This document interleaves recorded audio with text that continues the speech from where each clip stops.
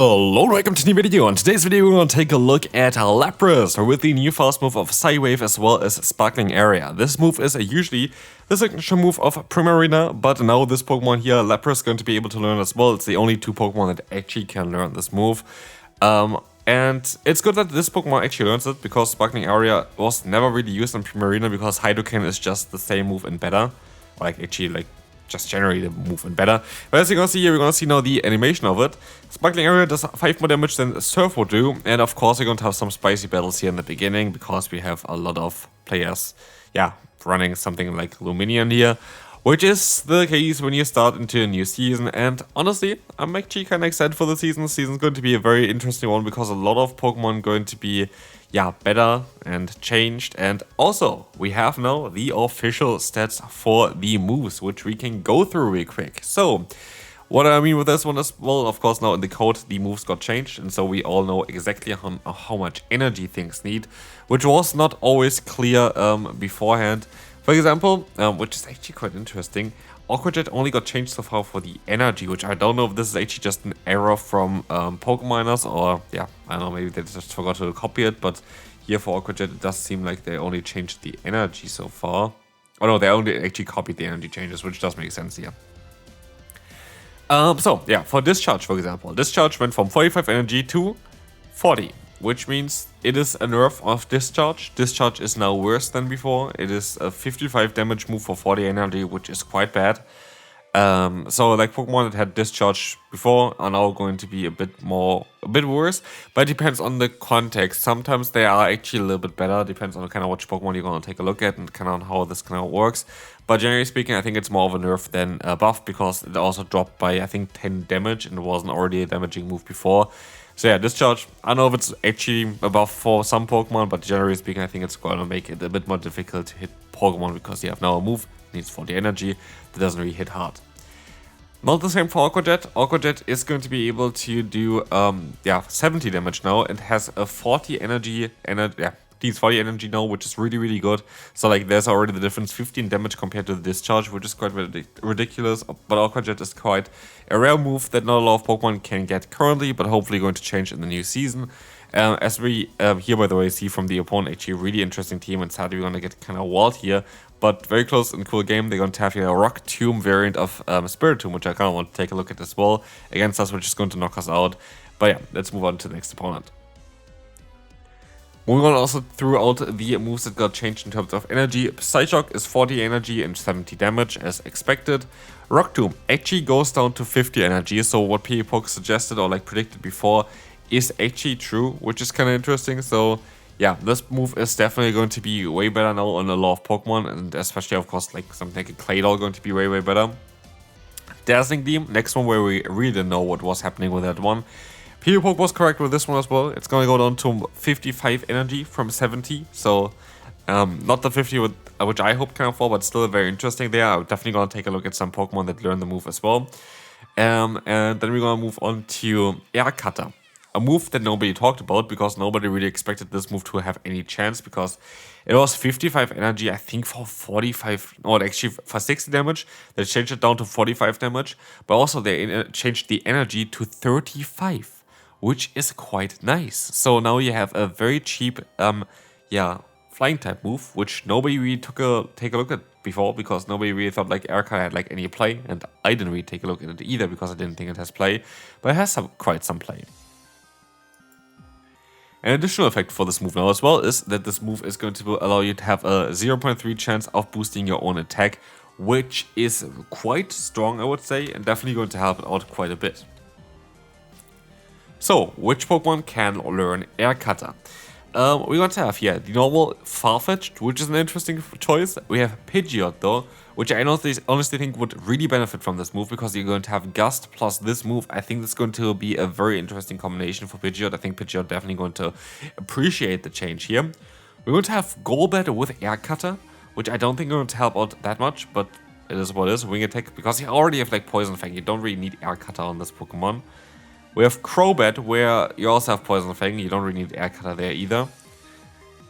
We have Pidgeotto, which is an interesting Pokemon that has, access to kind of similar stuff that the Pidgeot can do, but like it's a little bit worse. And then we're going to have the Oricorio lines. We have a Masquerain, which is interesting. And we have Beautifly, we have Dodrio, and we have Sigilyph. And that's basically all of the Pokemon that can currently learn Air Cutter. So the only Pokemon that I really think going to have some play with it is going to be Pidgeot, and maybe a little bit of... actually, it's just going to be Pidgeot, to be fair. But yeah, interesting there that this move got changed like this. Again, we're going to go a little bit more through the season here. It is early gameplay anyway, so like you see the gameplay against the Volbeat, so I don't think there's anything like too crazy. Dynamic Punch is 45 energy as expected, 90 damage, very strong move. We have Hex, which is going to go from 12 energy to 13 energy, which is really cool. And we're going to have Foul Play, which is going to go to 40 energy as expected. And we have Acrobatics, which goes to 55 energy, which is also kind of expected. All of the moves kind of got added, of course. Trailbase, Linoon is not a thing, which I talked about before as well. It just doesn't really work because Trailbase is not a thing for Linoon on the main series game. So Pokemon Go is not allowed to put it into the game like this. And so yeah, this is going to be it kind of for the season update. Now we can take a look at the team here. I did like the team. There are a few core breakers for this team, which I've been seeing, especially like rock type Pokemon are going to be a bit more tricky, or like Pokemon with a rock type coverage. But otherwise, yeah, this team was lovely, and of course I can already actually talk about the Lapras here. That's mostly why a lot of people are clicking on this video. How good is actually Lapras? Lapras is absolutely amazing. Like, if you want to build a Pokemon for the season, Lapras is the one you kind of want to build. And honestly, for good reason. Like, this Pokemon seems so not broken at all. Absolutely not broken. But it seems so right. Like, you have, like, basically perfect amount of bulk, fast move damage. The time it takes to get to a charge move, the coverage that this Pokemon has. I honestly do think that Lapras is really, really good right now, and I definitely would suggest you to try to build this Pokemon. It carried me through most of the battles here, and definitely was the best Pokemon on the team. Like, Lapras was for me the best Pokemon on the team. Of course, you cannot really say that the battles are like really representing on how it's actually gonna go for this team eventually, but here we're gonna, for example, see a Dunsparce in the lead, where I would really appreciate if I would have went for Superior instead of the Jumpluff with my lead, which I think would have been the better Pokemon to go for. But yeah, we will see here the Energy Ball coming through. We're gonna swap out straight away into our Lapras, and they swap out into the Jellicent, where we're gonna be able to go for the Sparkling Area. We are going to have only resisted charge move damage, but our fast move is just chunking away, and luckily they're running not the fast move of Hex, which got recently buffed again.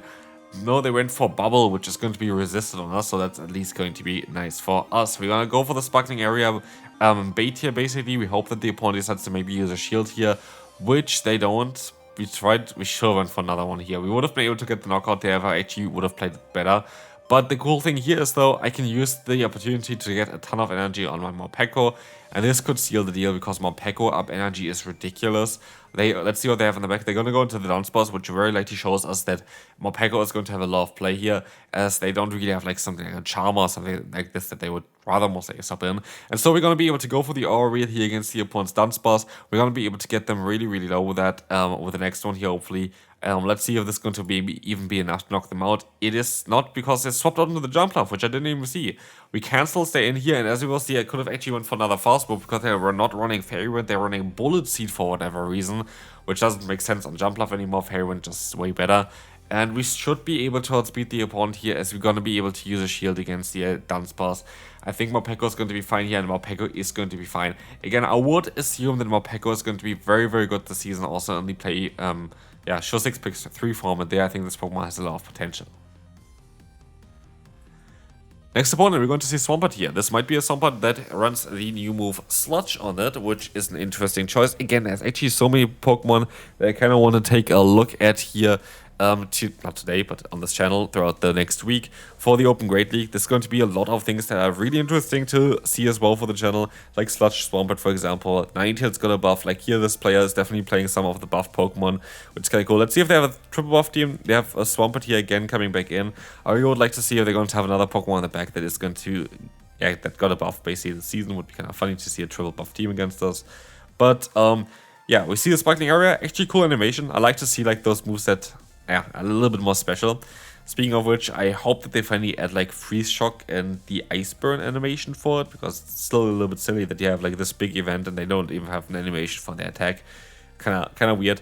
But they have a Stunfisk in the back, and I kind of have to rely on my Jumpluff, But yeah, Jump Off with Energy Ball is quite nice because as you see as well, we actually got quite often the defense drop, which is a 10% chance from the Energy Ball, which is quite lucky. We will see them here going for a charge move, which is shield up. We can go for another hard hitting hit here with the next Energy Ball. They decide to use a shield, and I decide to actually let the move go through, which is a bit of a risky play here. For sure, like an actual really risky play. But I'm going to swap out here now into the Morpeko, which doesn't make sense. You have a ground type now against an electric type Pokemon. This is looking really good for the opponent here. But I am going to be able to go for a charge move against the incoming Swampert, which is again another ground type Pokemon. But because of the Pud water type, this is going to be enough to knock them out because it's just going to be one single resisted hit. And now we're going to be able to hit the opponent with neutral damage thanks to the change of form with the Aura Wheel. And we can move on to the next opponent. We're going to have here the Marowak against us in Elite. That's going to be a Pokemon that is going to be definitely something that we can deal with. And we have another Pokemon in the back that can deal with it as well. Not going to be Morpeko though, but of course the Lapras, which has access to some nice water type coverage. We're going to try our best here with our Morpeko. We're going to actually go ahead and go for the Psychic Fangs against them. And they really try to realign. They really try to realign. As we will see here, Psychic Fangs is going to get shielded. We're going to try our best to go for another one, but they're going to decide to use a shield here. Farmer's down there with the booster attack out of the Flame Charge, which is kind of unfortunate, but we still have our Lapras, which maybe I should went in straight away, because we're going to be able to outspeed them generally speaking, but here they can still get to another move, which is going to be a Fly doing a ton of damage against us, and so now it's down to us against the Bastion, and that is a little bit of an awkward Pokemon to deal with for this team here, especially now where we only have the Jumpluff left, which is going to be weak to the Rock typing, and we're going to have this Pokemon here, it's going to be weak to the Rock typing, and so yeah, we're going to have to use no shield because we don't have a shield. We just have to hope and pray. We can overfarm here at least, because as we will see, the opponent doesn't do that much damage. It's not like that crazy. And Energy Ball guarantees gets CKO here, which is going to be great against Sebastian. Let's see what's coming back in. It's going to be the Marowak. I expect them to swap out. They swap out into the Talonflame. We can Fairy Wind down the Talonflame here, which is lovely. And we can now go for some hard-hitting charge moves. This is going to get unshielded because they don't have shields left anymore. And then Ariel is going to be able to seal the deal here, winning us this battle. And we can move on to the next opponent. We're going to have the Zumro against an Elite, which is going to be a very neutral matchup, but we can try to catch an Ice Beam here on our Lapras, which doesn't work out, but at the end of the day, this is still a very solid matchup, because our fast move is still neutral here. The Player Off doesn't do that much damage, which you can see as well. That's what I mean, kind of with Lapras is basically the perfect amount of bulk for, yeah, this current meta. Like, you're going to be able to survive 2 hits here from the Zumro, and you still do some nice fast move pressure with the Psywave, which is just such a good fast move, and still have a very hard hitting move here with Sparkling Aria. And Ice Beam as a coverage move. I don't think that Ice Beam is the greatest move, by the way, on this Pokemon. I do actually think that Scalabash is better, so I will kind of regret using the Elite TM here to get the Ice Beam, I have to say. I think Scalabash is the better move to go for this Pokemon. There were only a few opportunities where Ice Beam really helped, and if you take a look at the Pokemon that are going to be weak to Ice Beam, Grass is the only thing they really need to have the help for it. And so I feel like Scalabash makes a lot of sense, even for matchups like against Azumarill here, or any kind of water type Pokemon. It's kind of nice to have.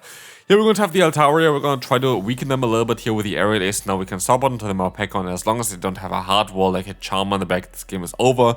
And as you all see here, they're going to have in the back here the Hypno, which is a perfect matchup for Morpeko. This game is for sure over at this point. We are just going to be able to take advantage of that Hypno, go for a charge move now, get the KO, and yeah, this is kind of sealing the deal here, as Morpeko just needs a few more fast moves to knock out the opponent's Altaria, and this is going to be a very good game, and we can move on to the final game of today.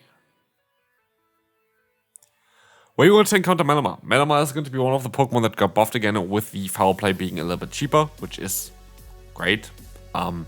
Very good Pokemon though. They swap out here into the Jumpluff, and we're going to have the nice advantage of having one fast move advantage here, which means we should be always able to realign ourselves, which is going to be great. I do think that I'm going to actually try to do exactly this here. Let's see which Jumpluff is going to be able to come on top there. We're going to be able to get the shield from the opponent as well. They're always going to go for one charge move, one fast move before I would get to my own. But as we will see here, we're going to have another Aerial Ace coming through, which is going to be totally fine. We're going to be able to get them very, very low with that one. And I'm just going to decide to let the move go through here. And now I can swap out into the Morpeko here, trying to fully farm them down. I am well aware that I'm mostly going to have to use a shield here, but as long as there's not a ground type in the back, which there's no way, right? We're going to be fine here. That's going to be the, you know, Stunfisk, so that's not going to be great. But we're gonna be able to at least go for Psychic Fangs, drop the opponent's defense, and we still have access to the ARIA. And I'm facing a survival hit here from the opponent, and it was absolutely correct by 1 HP. I didn't think it would be that close, but I was thinking that I would be able to survive that hit. I literally didn't think it would be that close. But anyway, we're going to get hit by a Discharge. Again, they're going to get there quite a bit faster because it's not the same pacing as Mud Bomb, but it is quite a bad move, and so it is not really a great move to go for. It's always going to be better to basically go for the Mud Bomb in neutral scenarios. Yeah, of course, it would be a super effective scenario where the electric typing is a little bit better. They go here as well for the superpower, and with this, we actually don't really have a chance of winning this battle. And so this is going to be it for this video. I hope you enjoyed this one. If you did, feel free to leave a like. And I will see you tomorrow for some nice more gameplay from the new season and from a lot of new Pokemon. So I'll see you then. Bye bye.